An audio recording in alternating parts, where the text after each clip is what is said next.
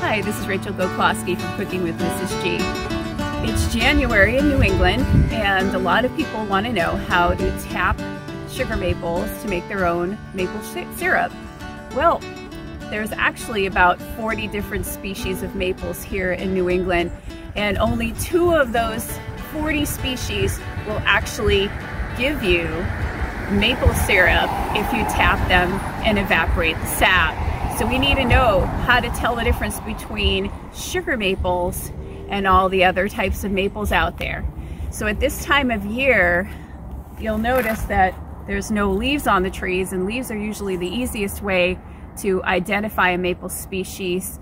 So we're going to have to look at some other key identifiers. So one of the easiest ways to identify a sugar maple is to look at the ends of the twigs. Now, when identifying trees, the twigs actually do have some very identifiable characteristics.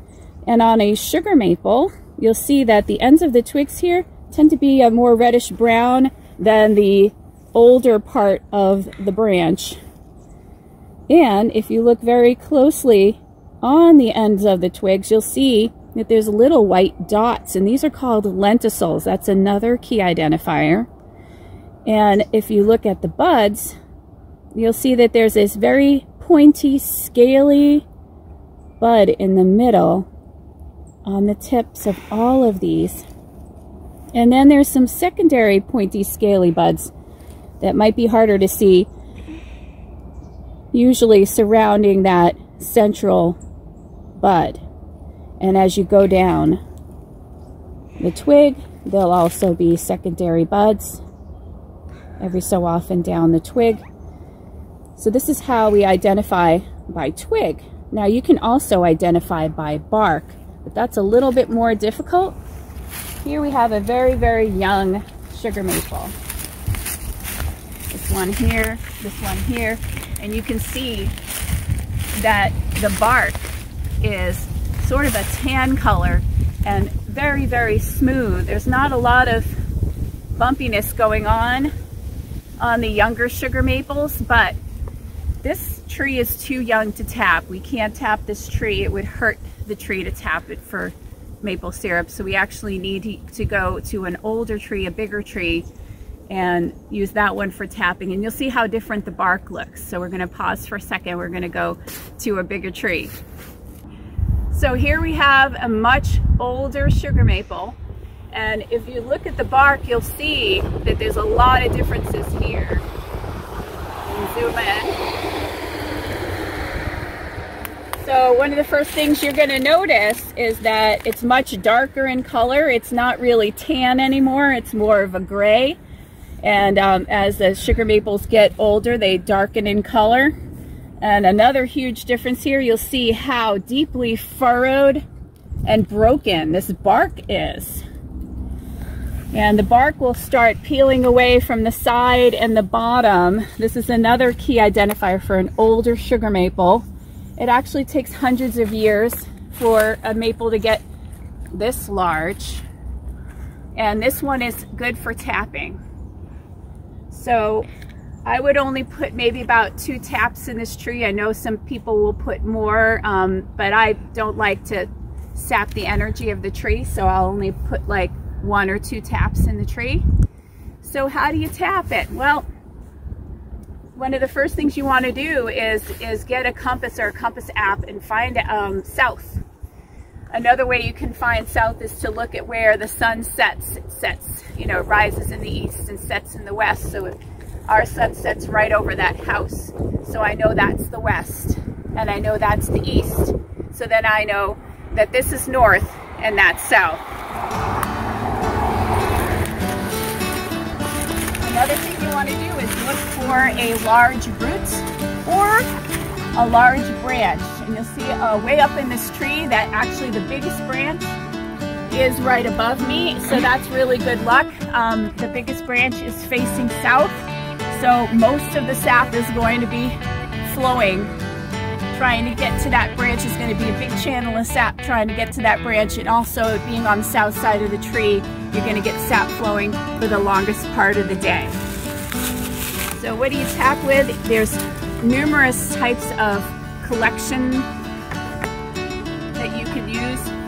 I just use a food safe container, and I also use food safe or medical tubing. And this is a medical spile or spout. So all of these plastics are safe and it won't be leaching any hormone disruptors into your sap supply. And I have, you notice I've got it covered to this. You know, any kind of collection that you like, you can use traditional buckets if you want. I just find that this helps me keep out dirt and bark and insects as the weather gets a little bit warmer. So, I'm going to go ahead and talk about drilling your hole. Now, you want to be careful when you drill your hole not to drill it too far, because that sap is flowing just underneath the bark. It's not flowing in the heartwood. If you drill too far and you get into the heartwood of the tree, you could hurt the tree.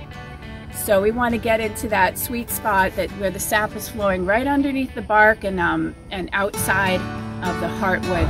So you're only going to want to go in about an inch and a half, depending on how thick the bark is. So this being an older tree, the bark is pretty thick. So I either find a place where, you know, it's not the outer bark that's peeling away, or I have to go in like about 2 inches in this case. Now when you go in and you're drilling, you don't want to be drilling straight like this. You want to give it a little bit of a tilt, because that will allow the sap to flow out of the hole and not get backed up, and you'll get a better supply of sap. So I'm looking for, again, south side of the tree, and we're looking to see how long our tube is here. It's pretty cold today. Now I have a hole from last year. I don't want to drill near the hole that I made last year, because then that hole will not heal, and the energy of the trees trying to go into that hole to heal it takes, like, you know, 2 or 3 years to heal an older tap hole. So I'm going to look and see where did I put that hole last year. I want to be at least 6 inches away from that. Got a branch here. Okay, so here we go. Let's see. Here's my hole from last year, and it's still very much a hole, but it's healed on the inside. So I want to go 6 inches away from that. I still want to be under this branch. So I'm going to go ahead and go. Oh, and here's a hole from a couple of years ago. So I don't want to be near that one. I'm going to be way down here. Again, I'm a little bit tilted. Now you can put a piece of tape to mark off where it's an inch to make sure that you don't go past if you're afraid you might go in too far. Okay, there. So I went in, you can see where I ended. And already, if you're able to see, the sap is already starting to drip out of the hole. Now we're at the, oh, it's really kind of dripping out of there. See how watery it is? Makes a delicious, incredibly nutritious drink. It's actually dripping right now. If you can pick that up on the camera, it's dripping right down, all the way down from this hole. Yeah, we're at the end of January, so I find every year it gets a little bit earlier when the sap starts flowing. This year it started flowing the second week of January. Believe it or not, we've had a very mild winter. So you want to start tapping when you get a lot of days above freezing and the evenings are still below freezing or at freezing. Here, I want to put my bucket below. It's not going to flow down if I have my bucket above my hole. That wouldn't work, right? Little physics goes a long way. Here you go, and then I have little mallet. Just gently tap. Don't really make it super tight, because that might be too tight and then it won't flow. But as you can see, now this is going to collect sap, and at the height of maple sugaring season, I can get more than a couple of gallons per day just from this one hole. It just depends on what time of the season. I could get, you know, just a little bit, or I could get a lot per day, depending on, you know, where we are in the sugaring season. And obviously days that stay freezing, the sap is not going to flow. So those days that it's freezing out, I don't bother collecting the sap. But those days that it's pretty warm, when we get warm days, get out and collect your sap, because it could turn. The warm weather could spoil your sap. So anyway, enjoy the tapping season. It only lasts about 6 weeks of the year. And like I said, it's starting earlier and earlier, so get your taps in by the end of January, and you should get a good, you know, 4 to 6 weeks of maple sap. So happy foraging.